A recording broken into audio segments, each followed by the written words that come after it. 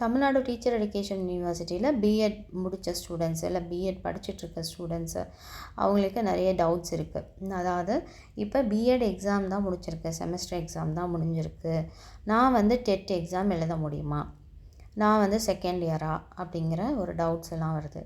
நீங்கள் வந்து எப்போ வந்து first year second semester exam முடிக்கிறீங்களோ, எழுதி முடிக்கிறீங்களோ, அரியர் வச்சுருக்கீங்களோ அரியர் வைக்கலையோ, நீங்கள் என்ன பண்ணிடுறீங்க, செகண்ட் இயருக்கு போயிடுறீங்க இல்லையா. அதனால் நீங்கள் ஃபைனல் இயர் ஸ்டூடெண்ட்ஸ் தான், செகண்ட் இயர் ஸ்டூடெண்ட்ஸ் தான். என்றைக்கு செமஸ்டர் எக்ஸாம் கால்ஃபர் பண்ணி எக்ஸாம் எழுதி முடிக்கிறீங்களோ அன்றைக்கே வந்து நீங்கள் செகண்ட் இயர் ஸ்டூடெண்ட்ஸ் தான். ஸோ நீங்கள் இப்போலேருந்து என்ன பண்ண ஆரம்பிக்கலாம் அப்படின்னா, டெட் எக்ஸாம் கால்ஃபர் பண்ணினாங்கன்னா நீங்கள் அப்ளை பண்ணி எழுதுறதுக்கான எலிஜிபிள் உங்களுக்கு இருக்குது. அதே மாதிரி சென்ட்ரல் கவர்மெண்ட்டோடைய டெட் எக்ஸாம், அதாவது சென்ட்ரல் டீச்சர் எலிஜிபிலிட்டி டெஸ்ட்டையும் நீங்கள் எழுதலாம். இது 6 months ஒன்ஸு கண்டினியூஸாக அவங்க வந்து கால்ஃபர் பண்ணிகிட்டே இருப்பாங்க. ஸோ அதுக்கும் நீங்கள் அப்ளை பண்ணி எழுத முடியும். ஃபைனல் இயர் பிஎட் ஸ்டூடெண்ட்ஸ் வந்து கண்டிப்பாக டெட் அண்ட் சிடெட் எழுத முடியும். அதே மாதிரி அதில் இருக்கிற ஸ்கோர்ஸும் வந்து நீங்கள் வாங்கிக்க முடியும். பிஇ வந்து allowing their scores to remain valid once they pass their degree. நீங்கள் வந்து உங்களோட டிகிரியை பாஸ் பண்ணி முடிச்சிட்டிங்கன்னா இது வந்து valid, otherwise it is not valid. So நீங்கள் வந்து டிகிரி எக்ஸாம் பிஎட் டிகிரி வந்து பாஸ் பண்ணி சக்ஸஸ்ஃபுல்லாக முடிச்சிட்டிங்கன்னா உங்களோட டெட்டு எக்ஸாமோடைய அந்த ரிசல்ட்ஸை நீங்கள் பாஸ் பண்ணியிருந்தாலும் அதுவும் வேலிடு. அதே மாதிரி உங்களோட சர்டிஃபிகேட்டு வேலிடா அப்படின்ற ஒரு டவுட்டை உங்களுக்கு இருக்கலாம். ஸ்டூடெண்ட்ஸ் வந்து ஃபைனல் இயரில் இருக்கீங்க, அதாவது செகண்ட் இயர் பிஎட்டில் அவங்க வந்து எக்ஸாமுக்கு ரெஜிஸ்டர் பண்ணிக்கலாம். அதே மாதிரி TN TET exam, CTET exam எழுதலாம்.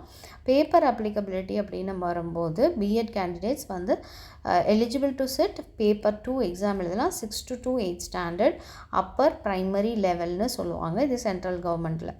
வேலிடிட்டியாக இப்போ நான் பாஸ் பண்ணிட்டேன் டெட்டு, அதே மாதிரி பிஎட் ஃபைனல் இயரில் நான் இருக்கேன், பாஸ் பண்ணியிருக்கேன் ஃபஸ்ட் இயரு, செகண்ட் இயரில் நான் இருக்கேன். இப்போ நான் வந்து தேர்ட் இயர் போகும்போது என் சர்டிஃபிகேட் வந்து வேல்யூவா, நான் பாஸ் பண்ணது வேலிடா அப்படின்னு கேட்டிங்கன்னா என்சிடிஇ கைட்லைன்ஸ் படி எந்த எக்ஸாம் நீங்கள் கிளியர் பண்ணியிருந்தீங்க, ஃபைனல் இயரில் நீங்கள் வந்து டெட்டு கிளியர் பண்ணியிருந்தீங்கன்னா உங்களோட ஃப்யூச்சர் டீச்சிங் ரெக்ரூட்மெண்ட்டுக்கு இந்த சர்டிஃபிகேட் வந்து வேலிடாக இருக்கும் அப்படின்னு சொல்லியிருக்காங்க. நீங்கள் கண்டிப்பாக என்ன பண்ணியிருக்கணும், பிஎடை கடைசியில் முடிச்சுட்டு அதுக்கப்புறமேட்டு அந்த சர்டிஃபிகேட்டை வச்சு நீங்கள் டிஎன் டெட்டு குவாலிஃபைடு அப்படின்னு சொல்லி நீங்கள் கொடுத்துக்கலாம். நீங்கள் ப்ரைவேட் கவர்மெண்ட் காலேஜஸ் எதுக்காக இருந்தாலும் ஸ்கூல்ஸ்க்கு நீங்கள் வந்து கண்டிப்பாக வேலைக்கும் போக முடியும், எக்ஸாமும் எழுத முடியும். இப்போலேருந்தே நீங்கள் ட்ரை பண்ண ஆரம்பிங்க, கிளாஸஸ்க்கு நீங்கள் ப்ரிப்பேர் பண்ணவும் ஆரம்பிங்க.